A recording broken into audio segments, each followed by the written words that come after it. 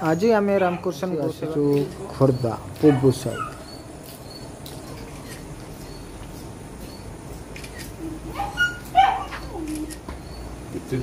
किसी गवर्नमेंट साहाय्य मु सौरभ जेना पुबुसाई श्री रामकृष्ण गौसेवा केन्द्र एक सक्रिय कर्मी मु एठारे आमर जेकोसी गोमाता हूँ नंदी हूँ दुर्घटना ग्रस्त हो कि चिकित्साधीन अवस्था मृत्युवरण कर स्मृति को नहीं आम एक वृक्षरोपण करुचु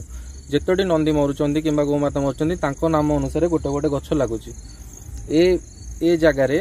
पूरा पत्थर थिला ए जगह को आम जीवंत अवस्था दवाई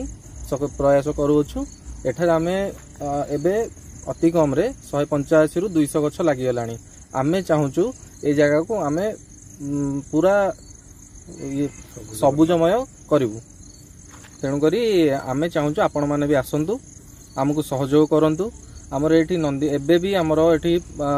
अति कम 50 गोमाता हूँ नंदी हूँ दुर्घटना जनित अवस्था अच्छा से सेवा पाँच चिकित्सा होची तेणुक आम चाहूँ आपण आसतु आमको सेवार साहाय्य करूँ एवं ए जगार आउ किसी वृक्षरोपण करिकी आम ए जगह को सबुजमय करवा रही गोटे वृक्ष आमर गोटे नंदी महाराज था ना था नंदू तार स्मृति आम ए गछ को रोपण करिछु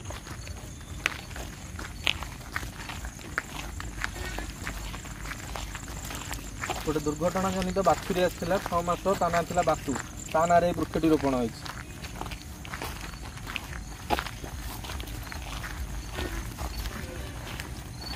उत्तपुर गोटे नंदी महाराज आसते ना है जटिया से देहांत पर जगार वृक्षरोपण कर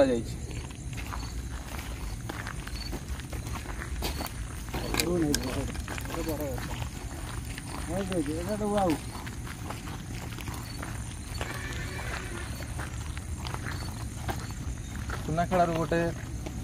गाई आसला गोमाता से मृत्युवरण करने ए वो गछड़ी स्मृति लगा जाइछि तो ये कुल मिलाकर फलंती गछ नगाही सब फलंती गछ बर गछ ओस्त गछ सब प्रकार गछ लागि पणस पिजुली सब काहेंगे फलंती गछ काहेंगे नगाही फलंती गछ एथि लगाइछि हम परिवेशर जो परिवेश संतुलनटा रहिबो तापरे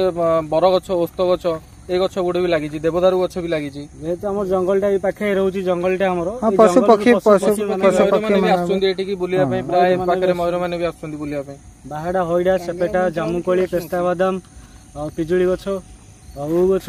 सोनो चंपा ए विभिन्न प्रकार गछ हम पाखा पाखी 200 भीतर हमर एठी लागि परिवेश। नमस्कार मु विकास कुमार स्वाई श्री रामकृष्ण गौसेवा केन्द्र जड़े सक्रिय कर्मी आमर दुर्घटना वर्तमान 5 वर्ष है आमर गौसेवा केन्द्र अच्छी जिते आमर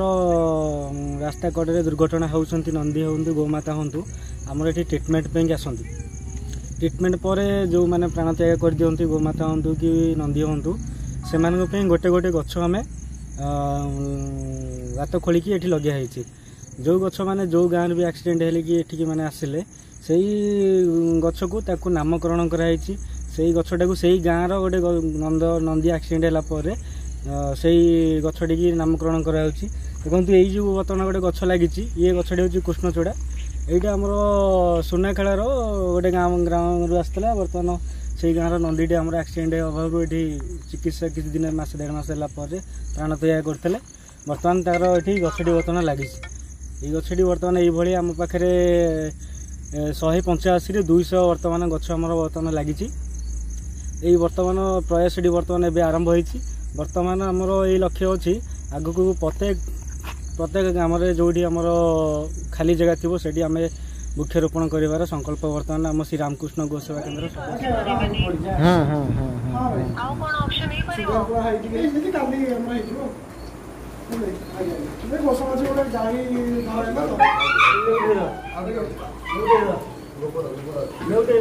ना एमती था बस एपटे घा